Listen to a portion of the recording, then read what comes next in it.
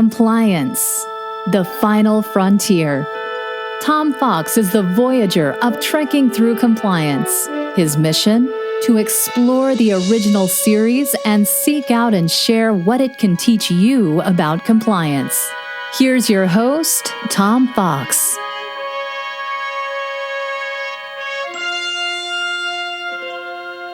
Trekking Through Compliance, Episode 54, The Paradise Syndrome. In this episode of Trekking Through Compliance, we consider the episode The Paradise Syndrome, which aired on October 4th, 1968, and occurred on Stardate 4842.6. Story synopsis. Kirk, Spock, and McCoy beam down to a planet about to be destroyed by an asteroid as big as the Earth's moon, which is on a collision course with the planet.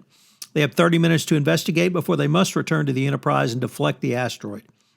They beam down in the middle of a pine forest next to a lake and rightfully wonder at the astronomical chances that another planet should have developed so similarly to Earth. They soon discover an obelisk, which is made of an alien metal resisting sensors and which is inscribed with inscrutable alien writing. Yet, in another amazing coincidence, they find the planet is inhabited by a group of American Indians consisting of Navajo, Mohican, and Delaware tribes.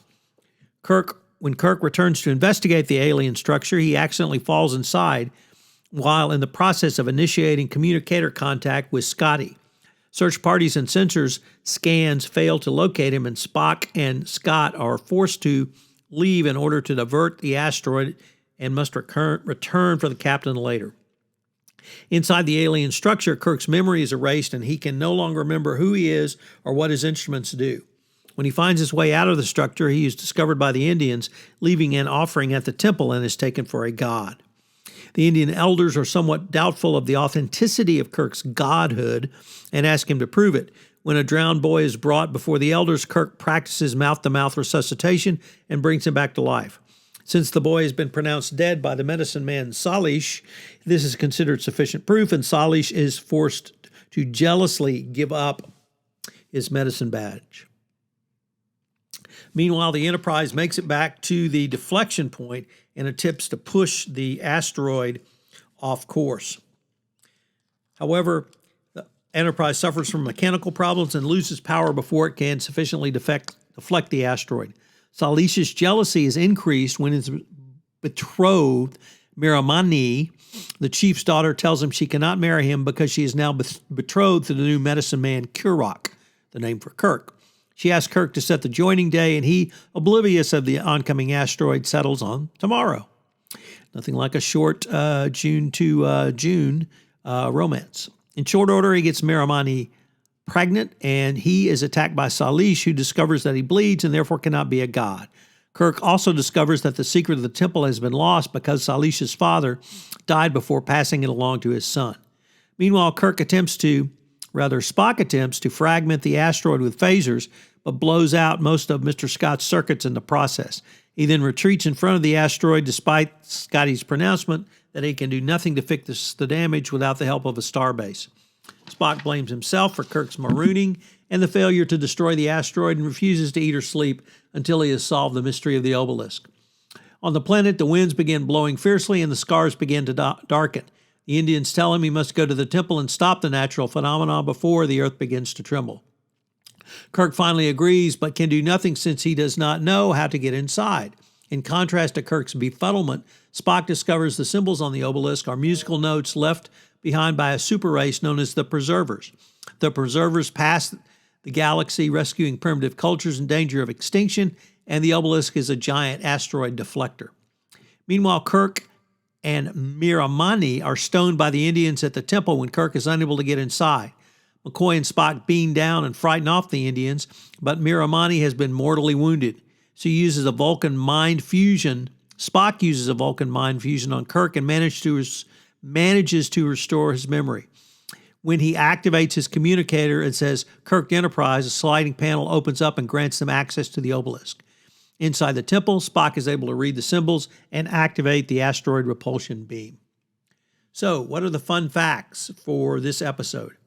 From a comment on missionlog.com, it read, quote, "To go into complete speculation, what if some of the preservers had stayed behind with the people they relocated?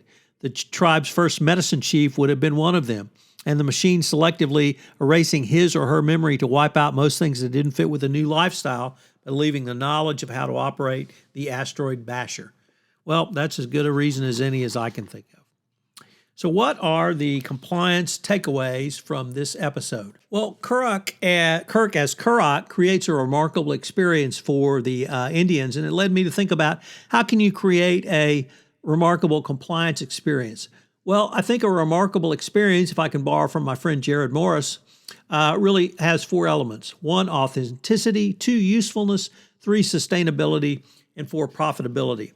Authenticity boils down to knowing yourself, knowing your audience, and understanding the intersection between the two. Usefulness means you give your audience useful information. Sustainability is show up reliably, and show up again. And profitability, of course, is using the information for profit, whether that be monetary profit or other gain. I would next like you to think about the CCO position as a compliance project sponsor. How do you get a life cycle, or rather, what's the life cycle of a project? Well, you have the initiation stage, the planning stage, the execution stage, and the closing stage. What is your role as the Chief Compliance Officer or a compliance professional for executing projects? If you think about what you do as a Chief Compliance Officer, project execution is really one of the top. So I would encourage you to think about project execution. You might even want to think about taking some project management courses. They could certainly help you as a compliance professional going forward. And finally, the lesson drawn from this episode is that compliance must widen its circle. Here, Kirk clearly had a circle with Miramani and her friends, but he really needed to widen his circle to convince the rest of the tribe that he really could be a medicine man going forward. Of course, if he'd done that, that might have been an early into season 3, but he didn't, and he was stoned for his effort. I hope you'll join me again tomorrow on Trekking Through Compliance when we review what I think is the worst TOS episode, and the children shall lead. If you enjoyed this episode of Trekking Through Compliance, you can help it grow by sharing it with the biggest Trek fan you know.